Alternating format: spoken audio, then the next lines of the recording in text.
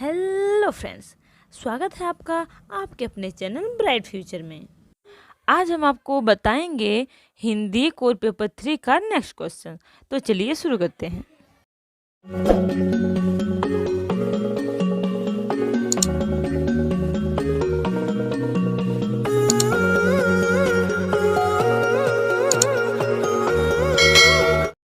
देखिए friends, question में क्या है कि कवि बिहारी की काव्यगत विशेषताओं का वर्णन करें।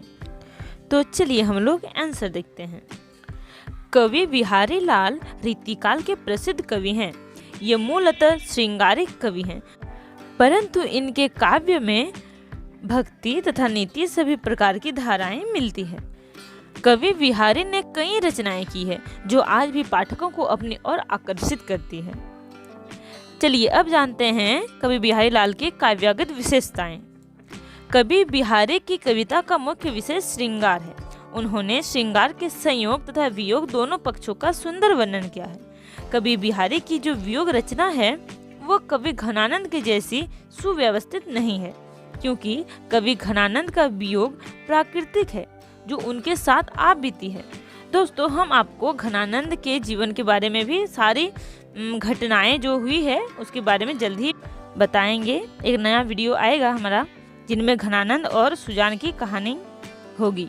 तो घनानंद के साथ जो हुआ था उनके साथ वे उन्हीं को काव्य में लिख देते थे जो वियोग वर्णन है, किंतु बिहारी जी का वियोग रचनात्मक है जिसमें हृदय की सच्ची पीड़ा नहीं है।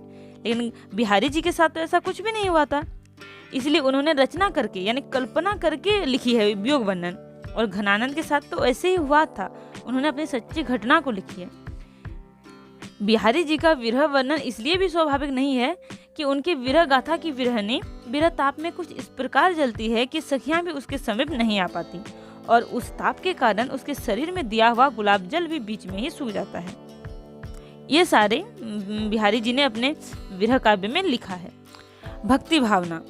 बिहारी जी श्रृंगारिक कवि हैं और उनकी भक्ति भावना राधा कृष्ण के प्रति है। बिहारी जी की कृति सतसई में उन्होंने भक्ति, नीति तथा श्रृंगार तीनों प्रकार के रस का समन्वय किया है। सतसई के आरंभ में इन्होंने श्री राधा जी का अनुवादन किया है जिसे मंगलाचरण कहा जाता है। उन्होंने राधा के प्रति भक्ति भाव दिखलाई है।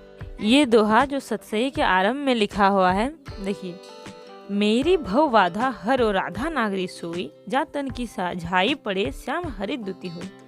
बिहारी ने नीति और ज्ञान के भी दोहे लिखे हैं जिनकी संख्या बहुत ही कम है। प्रकृति चित्रण। प्रकृति चित्रण में भी बिहारी जी किसी से पीछे नहीं है। उन्होंने षड ऋतु का बहुत ही सुंदर वर्णन किया है। बहुतज्ञता। कवि बिहारी को ज्योतिष, वैदिक, गणित, विज्ञान आदि विविध विषयों का बड़ा ज्ञान था, अतः उन्होंने अपने दोहों में इन सब का खूब उपयोग किया है। भाषा। बिहारी की भाषा साहित्यिक ब्रज भाषा है। इसमें कवि सुर के चलते ब्रज भाषा का विकसित रूप है।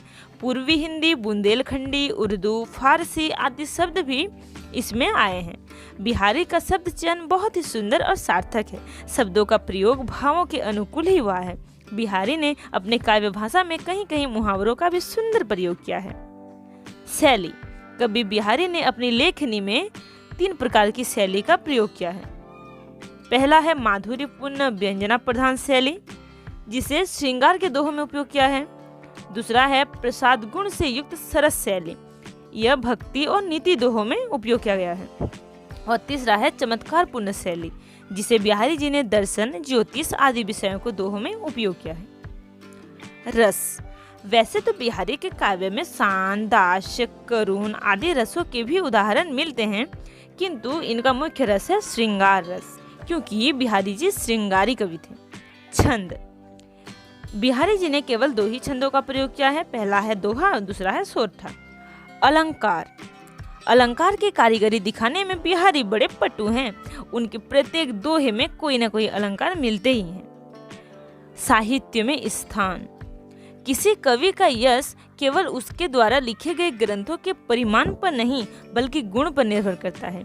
बिहारी के साथ भी यही बात है।